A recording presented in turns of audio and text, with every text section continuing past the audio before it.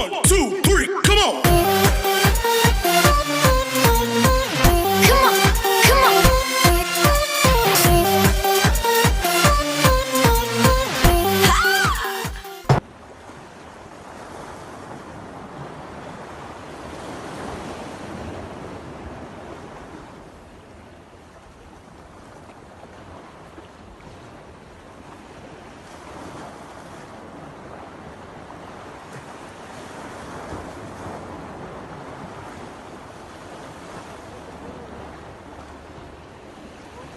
Eh kung ordinaryo lang po yung rad na gamitin mo, siguro putol na yan. Bigat eh.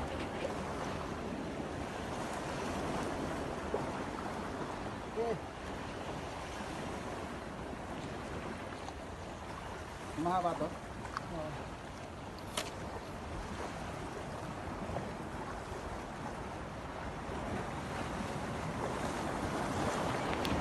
Yan, nakasama ko, naka-ready na. Pag gumilid na yung isda, i-hook na lang niya. Gancho, tawag gancho.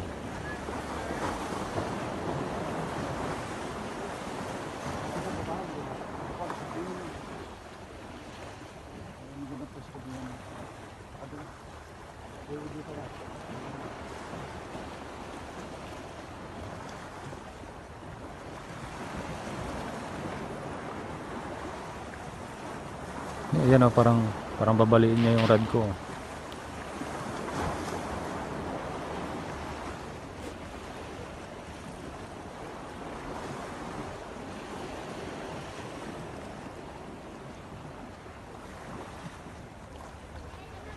Ikaw ba naman humila ng kulang-kulang 8 kilo tapos lumalaban pa?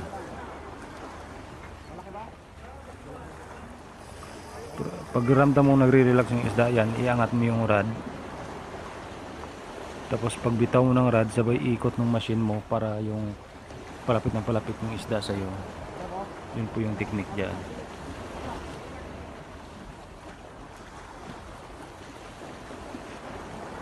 Kasi kung iikotin mo lang na ikotin yung machine mo, hindi mo gagawin yung ganyan, maghihilaan lang kayo ng isda, walang mangyayari. Tapos pagka alam mo medyo malapit na siya, dahil batuhan, may posibilidad na isabit niya sa bato yung line mo, mapuputol, useless lang. So kaya akyat ka ng konti dahil may taga-hook naman nung pag malapit na siya sa pangpang.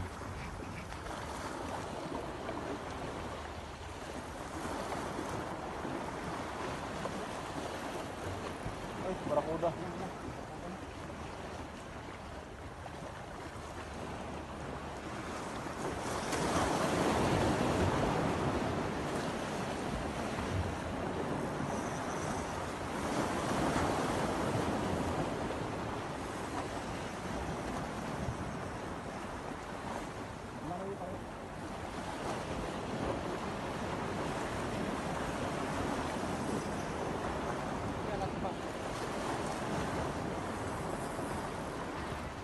Eh, kung maririnig nyo nga yan, hinihila pa niya yung line, malaban pa talaga siya, gusto niya pang hatakin pag gitna.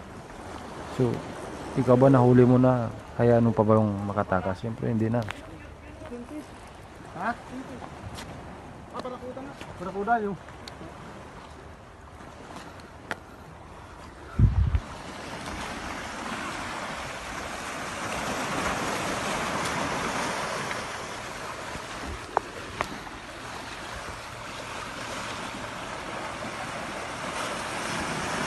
Dali. Yan.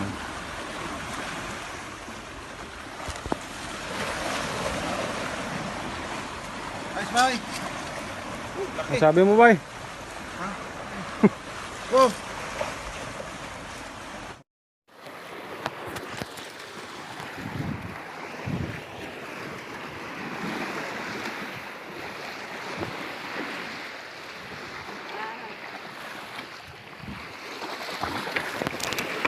Strike again.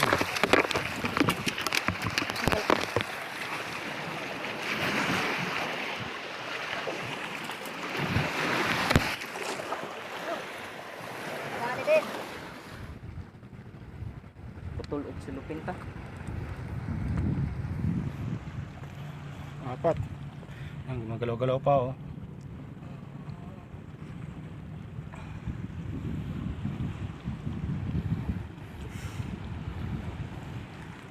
Kita na may surin din.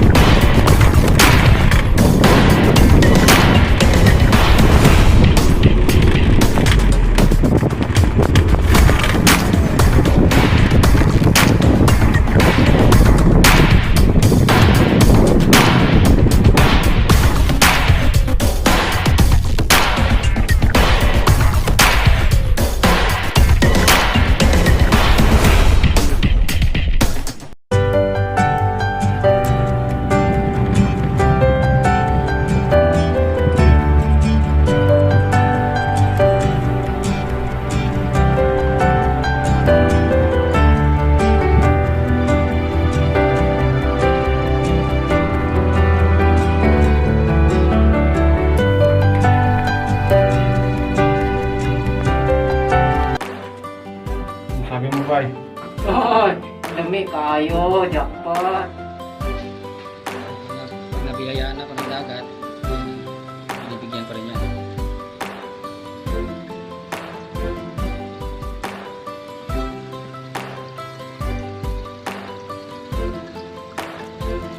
Ang alaga ko, flower horn.